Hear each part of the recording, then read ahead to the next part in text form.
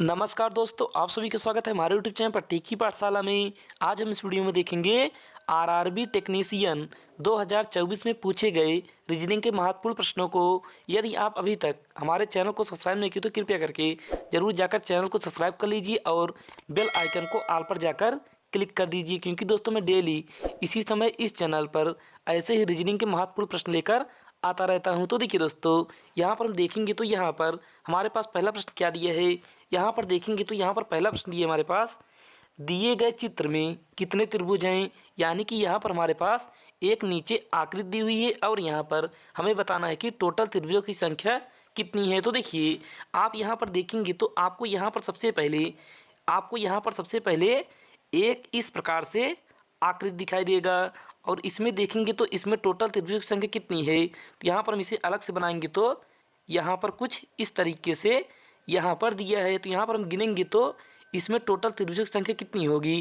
तो यहाँ पर देखेंगे तो एक होगा बड़ा वाला त्रिभुज और दो होगा इसके अंदर छोटा वाला त्रिभुज। तो यहाँ से हो गया टोटल त्रिभुजों की संख्या 3। तो यहाँ पर होगा दोस्तों हमारे पास टोटल त्रिभुजों की संख्या इस आकृति में 3। उसके बाद आगे यहाँ पर फिर हम देखेंगे तो यहाँ पर इसके अंदर दो त्रिभुज बना है। यहाँ पर दो त्रिभुज इसके अंदर दिया है, तो यहाँ पर हो गया दो और त्रिभुज। उसके बाद यहाँ पर अब हम देखेंगे तो यहाँ पर एक त्रिभुज यहाँ पर और एक त्रिभुज यहाँ पर, यानी कि दो त्रिभुज यहाँ से प्राप्त हो गया। अब इसके बाद हम देखेंगे तो ऊपर हमारे पास दो त्रिभुज बड़ा वाला दिया है, तो यहाँ से हो गया दो त्रिभुज। और तो यहाँ पर अब हम इसे टोटल करेंगे, टोटल कितना आएगा। यहाँ पर इसे टोटल करेंगे तो यहाँ पर दो और तीन जोड़ेंगे तो होगा 5 और 5 में 2 जोड़ेंगे तो 7 और 7 में 2 जोड़ेंगे तो 9। यानी कि यहाँ पर इस आकृति में टोटल त्रिभुजों की संख्या होगी 9।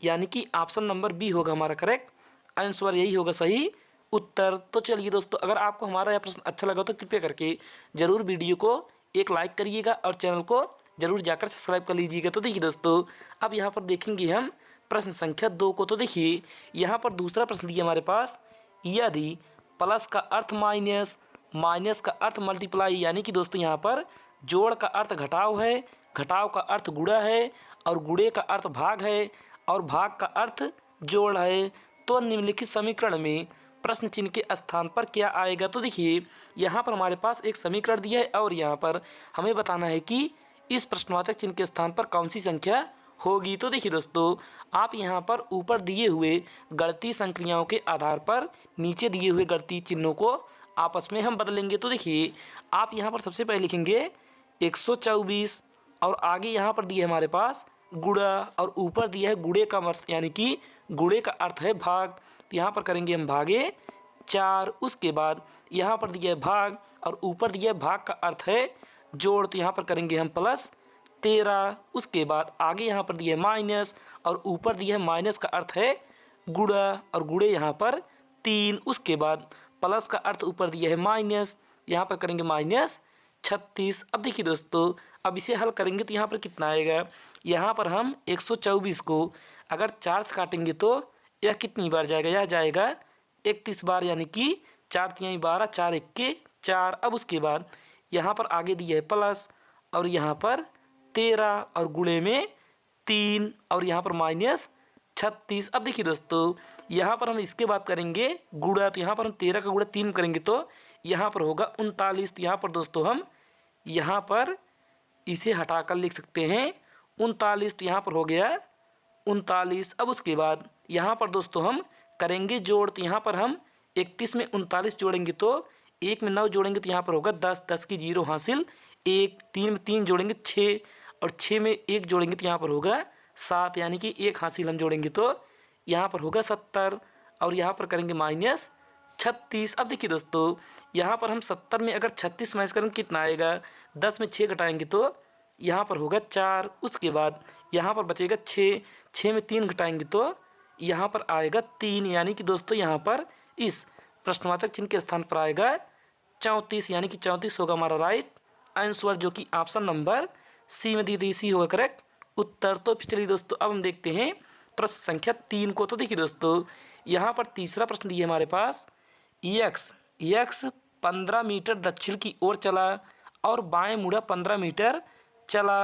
अब देखिए दोस्तों यहाँ पर हम बनाएंगे सबसे पहले यक्स 15 मीटर दक्षिण की ओर चला, तो यहाँ पर 15 मीटर दक्षिण की ओर होगा हमारा नीचे के साइड, तो यहाँ पर चलेगा 15 मीटर। उसके बाद दोस्तों यहाँ पर हमारा यक्स है और यह 15 मीटर दक्षिण की ओर चला। उसके बाद आगे यहाँ पर दिया है बाएं मुड़ा और 15 मीटर चला। अब इसका बायां होगा हमारा पूरब में, तो यहाँ पर चलेगा या फिर अब 15 मीटर। उसके बाद आगे फिर देखेंगे तो आगे दिया यहाँ पर और फिर बाएं मुड़ा और 15 मीटर चला।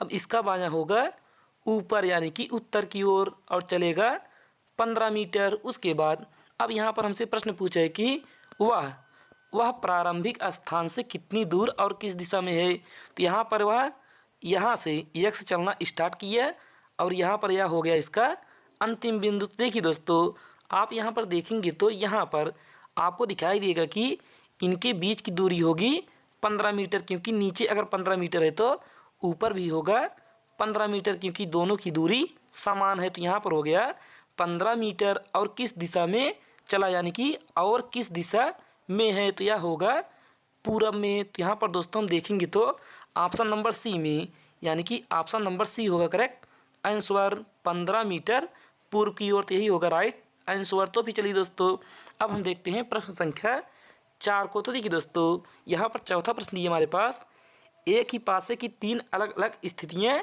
दिखाई गई हैं। एक ही पासे की 3 अलग अलग स्थितियाँ दिखाई गई हैं।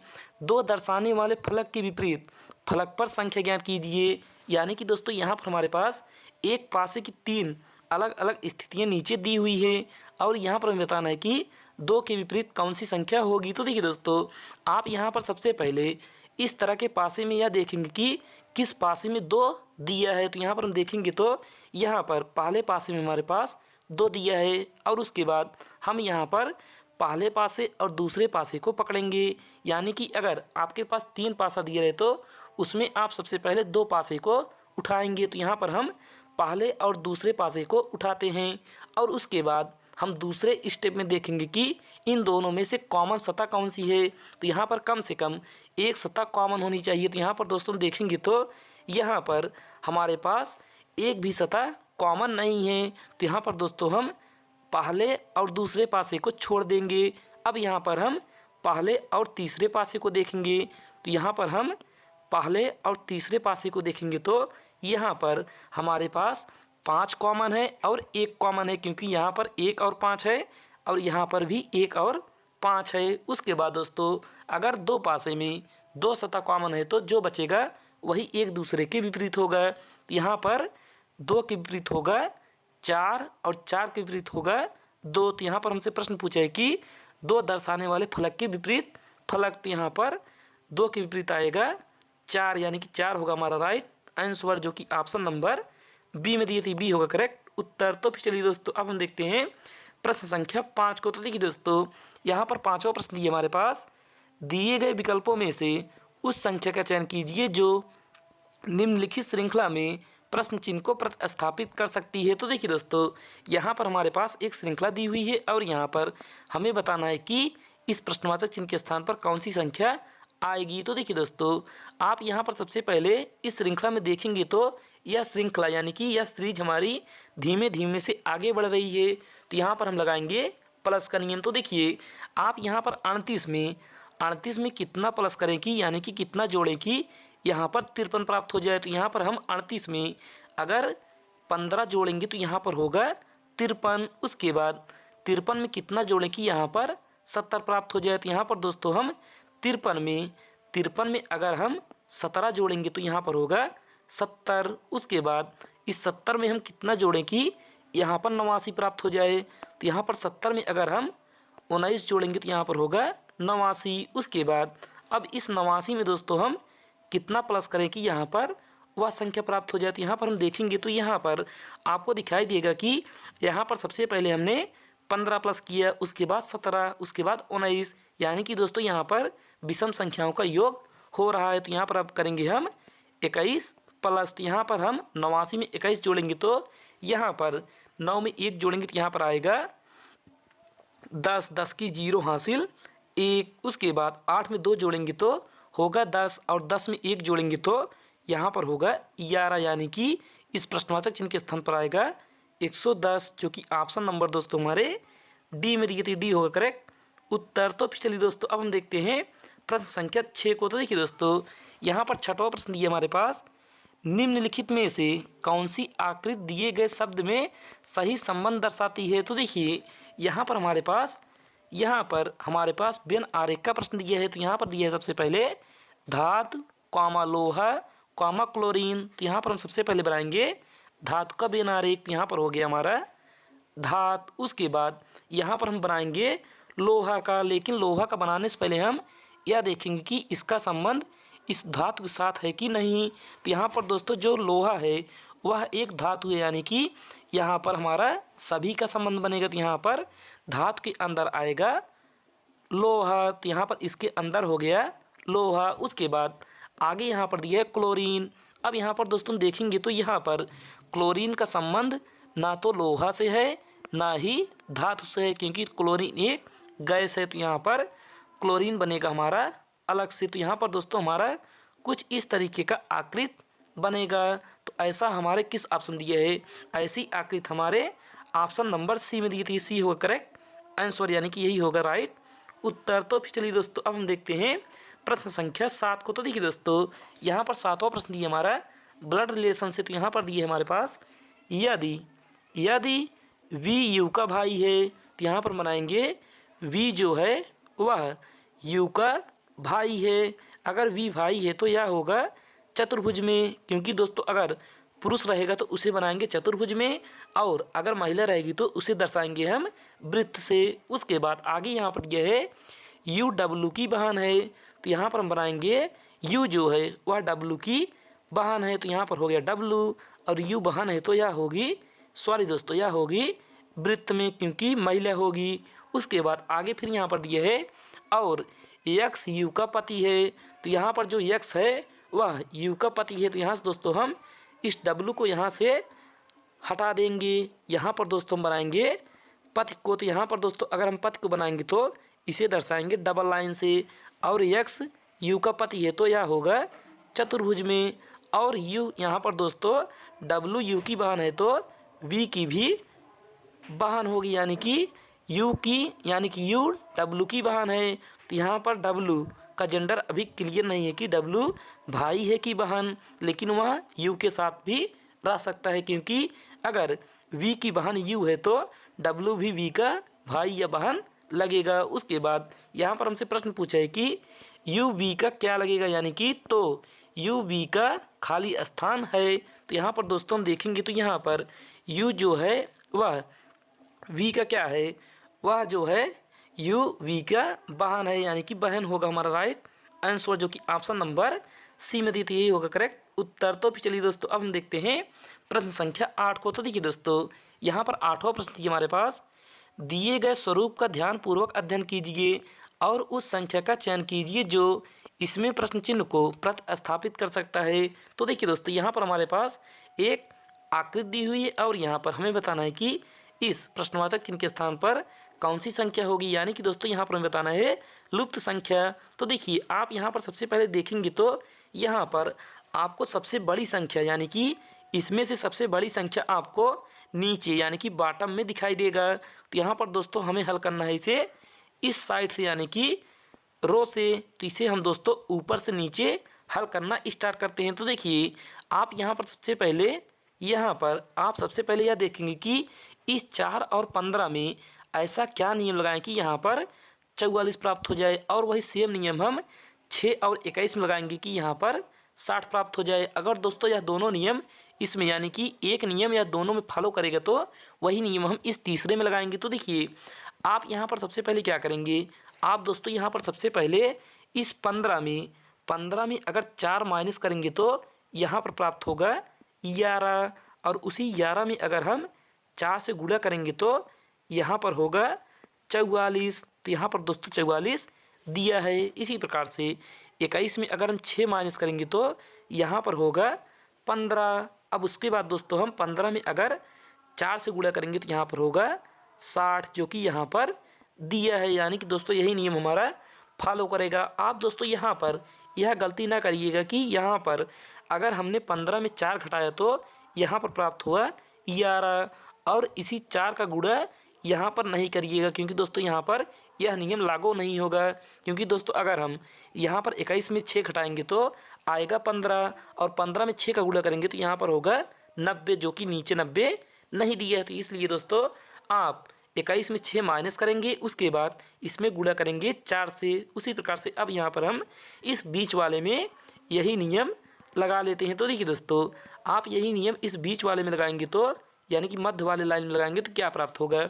यहाँ पर हम सबसे पहले 15 में 4 माइनस किए थे तो इस प्रश्नवाचक चिन्ह में हम 7 माइनस करेंगे। तो यहाँ पर प्रश्नवाचक चिन्ह में अगर हम 7 माइनस करेंगे उसके बाद इसमें गुणा करेंगे हम 4 का और यहाँ पर प्राप्त होना चाहिए हमें 68। तो यहाँ पर दोस्तों हम लिखेंगे 68। उसके बाद अब यहाँ पर हम 4 का गुणा इस प्रश्नवाचक चिन्ह में करेंगे तो यहाँ पर होगा 4 x, यानी कि प्रश्नवाचक चिन्ह को मानेंगे हम x और यहाँ पर 7 का गुणा 4 में करेंगे तो यह होगा 7 चौक 28 और बराबर में 68। अब देखिए दोस्तों यहाँ पर हम 28 को इस साइड भेजेंगे तो यह होगा प्लस में, तो यहाँ पर हो जाएगा हमारे पास 4x बराबर 96।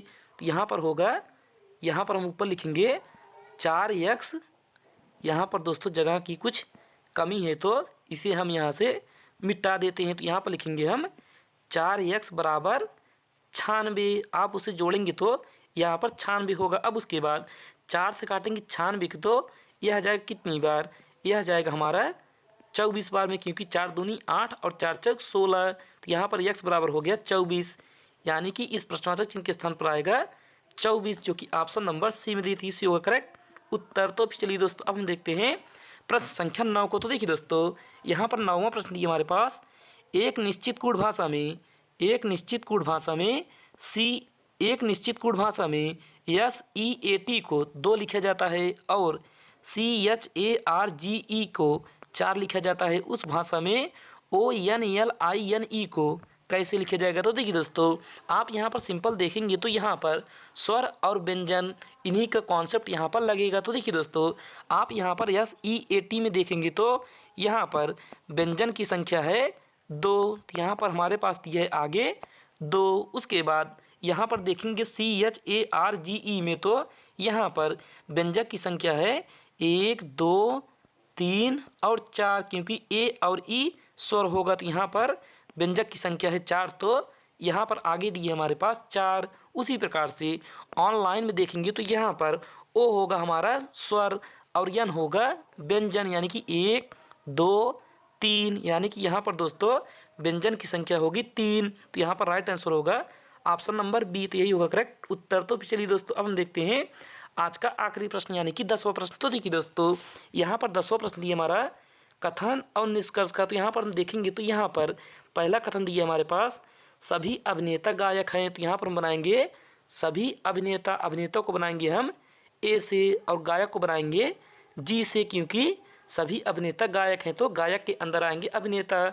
उसके बाद दूसरा कथन दिया है यहाँ पर, कुछ संगीतकार नर्तक हैं। तो यहाँ पर दोस्तों संगीतकार और नर्तक का अभिनेता और गायक से कोई लेना देना नहीं है। तो यहाँ पर बनाएंगे हम कुछ संगीतकार, यहाँ पर नर्तक हैं, नर्तक को बनाएंगे यन से और संगीतकार को बनाएंगे यस से।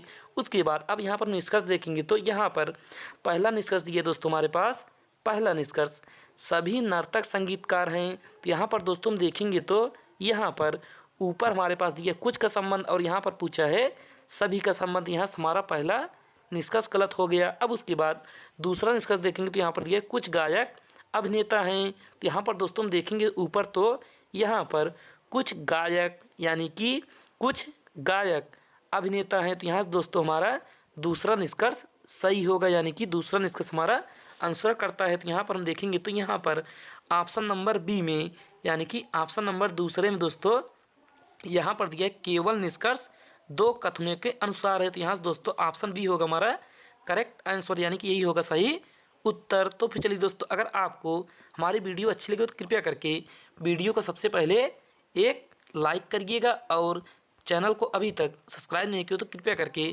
चैनल को ज़रूर सब्सक्राइब कर लीजिएगा और अपने दोस्तों के पास इस वीडियो को ज़रूर शेयर करिएगा जिन्होंने टेक्नीशियन का फॉर्म अप्लाई किया है। आज के लिए बस नहीं, धन्यवाद। अब हम मिलते हैं कल की वीडियो में इसी समय पर।